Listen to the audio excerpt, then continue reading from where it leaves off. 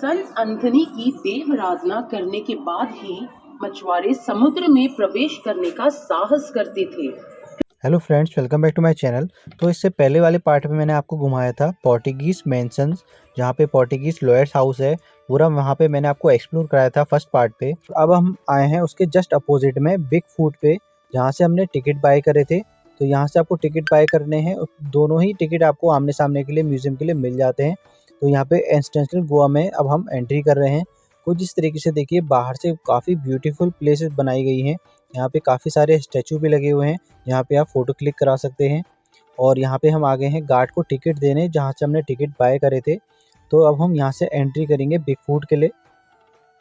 तो गार्ड को हम टिकट देते हुए हम अंदर एंट्री कर रहे हैं। यहाँ पे स्पीकर्स लगे हैं, तो हर एक एंटीक चीज़ों के बारे में, हर एक कल्चर के बारे में वो अब आपको खुद बताएंगे। एंसेस्ट्रल गोवा में आप सभी का स्वागत है। इस जगह को बिग फुट भी कहा जाता है। यहाँ पर सैकड़ों साल पहले एक ऋषि ने तपस्या करके देवताओं को इतना प्रसिद्ध किया कि उसे सीधे स्वर्ग में उठा लिया गया। इस व्यक्ति के पैरों के निशान यहाँ पाए जाने के कारण ही इस जगह का नाम बिग फुट पड़ा। 2 दशक पहले जो गोवा का चित्र था, उसे एंसेस्ट्रल गोवा में आपके लिए दर्शाया गया है। आपके पीछे मुख्य प्रवेश द्वार के ऊपर जो कपड़ा है, वो पंखे के रूप में इस्तेमाल होता था। खंबे पे बंधा हुआ यह गाढ़ा कपड़ा एक रस्सी से खींचकर हिलाया जाता था।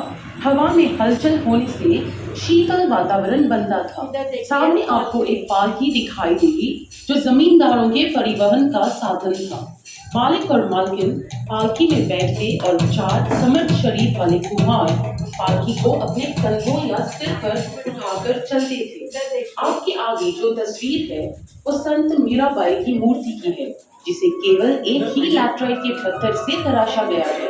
एंसेस्ट्रल गोवा की अवधारणा करने वाले श्री महेंद्र अल्वारेस ने अकेले ही पारंपरिक औजारों के माध्यम से इस मूर्ति को रूप दिया है। इनके परिश्रम और प्यार से बनी इस मूर्ति को भारत में एक ही लैटराइट के पत्थर से तराशी गई सबसे लंबी मूर्ति होने की मान्यता मिली है।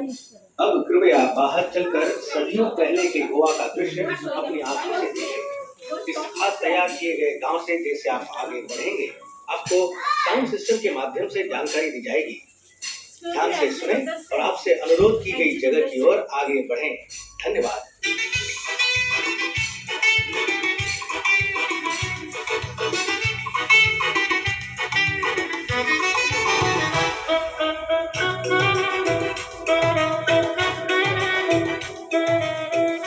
पुराण कथाओं के अनुसार पूरा कोकण प्रदेश समुद्र का भाग हुआ करता था। भगवान विष्णु के छठे अवतार भगवान परशुराम ने सह्याद्री पर्वत पर खड़े रहकर अरबी सागर में तीर मारा। उस स्थान तक समुद्र का पानी पीछे हट गया और कोकण सहित गोवा का निर्माण हुआ। इस भूमि के विधाता का सम्मान करने के बाद 7 सीढ़ियां चढ़कर जो यहाँ के मुखदोम या देखभाल करने वाले थे, जमींदारी के कामकाज और खाते लिखने के लिए इन्हें नियुक्त किया जाता था। वर्तमान काल में खाते लिखने का काम अकाउंटेंट का है। कृपया आगे बढ़ें। यहाँ पर डीमो अपने प्रदेश में आपका स्वागत कर रहे हैं। डेमो चलो आयो, अब चलो आगे गाइड में।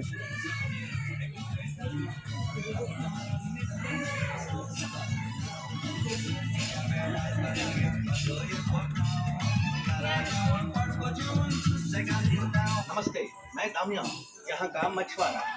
पर आप लोग मुझे इस तरह घूर के क्यों दिख रहे हैं? मेरे आवरण की वजह से? अरे बाबा, ये तो हम गोवा वासियों का बरसाती चढ़ावा है। पूरी तरह ताड़ के पत्तों से बना ये चढ़ावा हमें बारिश के पानी से और कड़ी धूप से भी बचाता था। पूरी तरह प्राकृतिक होने की वजह से ये बायोडिग्रेडेबल भी था। क्यों, हम लोग सच में थे ना पर्यावरण के अनुकूल? वास्तव में गुजरे जमाने में हम गोवावासी प्रकृति पर ही निर्भर थे। हमारे खान पान में भी प्रकृति से मिलने वाले उत्पाद का ही उपभोग होता था और हमारा सबसे मन भावन है मच्छी। आपकी दाहिनी तरफ थोड़ा आगे 2 मछुआरे जाल लेकर समुद्र की ओर जा रहे हैं। उनके कपड़ों से स्पष्ट पता चलता है कि एक हिंदू है और दूसरा क्रिस्ती। उन दिनों में हम काष्टी अथवा लॉइन क्लॉथ पहनते थे। पीछे जो दिख रहा है वो नमक की खाल है। समुद्र का खारा पानी ऐसे ही खानों में छोड़ा जाता, जहाँ तेज धूप में पानी बाष्पित होकर नमक पीछे रह जाता। अब आप आगे बढ़कर पिट्ठू से मिलिए। आगे आओ। मम्मी बोल।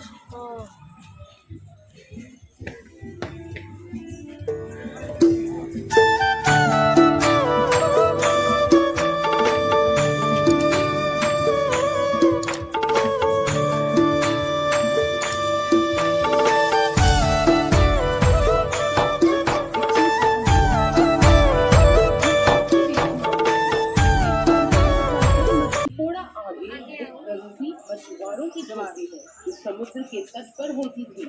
जोरदार हवाओं को झेल कर भी खड़ी रहने वाली ये मजबूत झोपड़ी पूरी तरह नारियल के वृक्ष से मिलने वाली चीजों से ही बनी है। मछुआरों का सारा कामकाज इसी झोपड़ी में होता था। देखिए, उनके द्वारा इस्तेमाल होने वाले उपकरण जैसे नाव की दान, लंगर और जालों को सीने के लिए इस्तेमाल होने वाली खास लकड़ी की सुई। मछुआरों के संरक्षक संत अंथनी की तस्वीर प्रधान रूप से झोपड़ी में प्रदर्शित है। संत अंथनी की देवाराधना करने के बाद ही मछुआरे समुद्र में प्रवेश करने का साहस करते थे। कृपया कुछ सीढ़ियां चढ़ के गांव के अंदरूनी भाग का नजारा देखें, जहां किसान और खेतों में काम करने वाले मजदूरों का बसेरा था।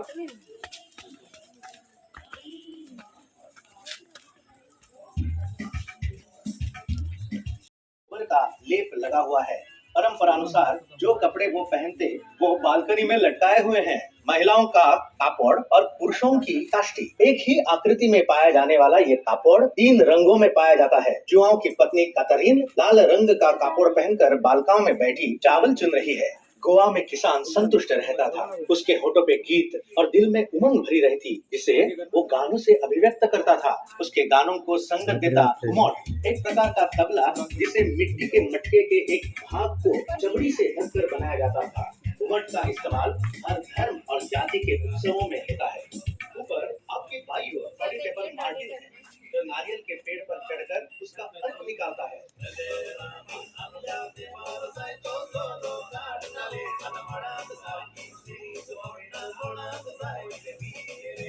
उसके एक हाथ में नारियल के अर्क से भरा हुआ बर्तन और दूसरे में हाथ दरांती है, जिससे वो ऊपरी पत्तों को तराशता है। इस नारियल के अर्क से गोवा का अमृत फेणी सारभूत होती है।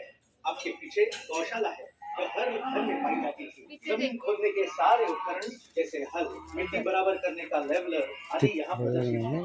हर गाय या बैल के गले में अलग घंटी बंधी रहती थी, ताकि किसान उन्हें घंटी की आवाज से पहचान सके। क्या आपकी नजर कांच के गिलास में रखी हुई बीड़ियों पर पड़ी? ये अलग अलग प्रकार की बीड़ियां कटहल, केले या गुड़ों के पत्तों में तंबाकू को लपेटकर बनती थी।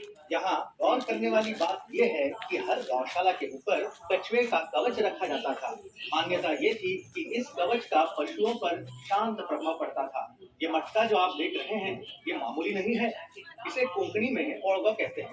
मिट्टी और गोबर का लेप लगाया हुआ ये मटका थर्मस का काम करता है। इसमें कंजी डालकर खेतों में लेकर जाते थे, ताकि कठिन परिश्रम करने वाला किसान पेट भर गरम गरम नाश्ता कर सके। गौशाला के बाजू में घास का अंबार है। घास के अंबार के आमने सामने काजू फेनी की भट्टी है। घर के सदस्य काजू का फल दिन में 2 बार इकट्ठा करते और औरतें काजू को फल से अलग करती। आदमी उन्हें अपने पैरों के नीचे कुचलकर रस मटकों में भरते।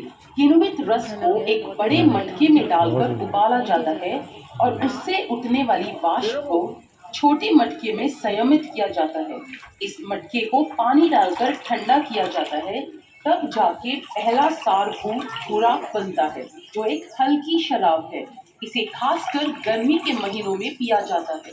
खुराक को एक बार फिर जब और किण्वित रस से मिलाकर उबालते हैं, तब जो दूसरा सारभूत होता है उसे काजू फेनी कहते हैं। यह काफी तेज शराब होती है। काजू के बीज को सेक कर फोड़ते हैं और अंदर का तत्व निकालते हैं, जैसे कि ये हरी साड़ी वाली महिला कर रही है। जो कवच बचते हैं उनसे तेल निचोड़ा जाता है। इस तेल को लगाकर नावों को जल रोधक बनाया जाता था। आपके आगे एक क्रॉस है। इस प्रकार के चिन्ह आपको जहाँ कहीं भी दिखेंगे, इनका उद्देश्य होता था या तो किसी इंसान की मृत्यु के स्थान पर, स्मृति के तौर पर, या सुनसान जगहों पर, ताकि यात्रियों को इस बात से आश्वासन हो कि भगवान उनके साथ हो। ऊपर से मस्जिद में बैठकर फोटो ले सकते हैं। देखो बैठो जल्दी जाके, आपकी दाई ओर माची है। आप जाओ बैठो जल्दी, बैठ सकते हैं इसमें, वो कह रही है ना बैठ सकते हैं इसमें। हाँ हाँ, उन्होंने बोला ना फोटो ले सकते हैं, उधर से पीछे की साइड से जाओ। हाँ हाँ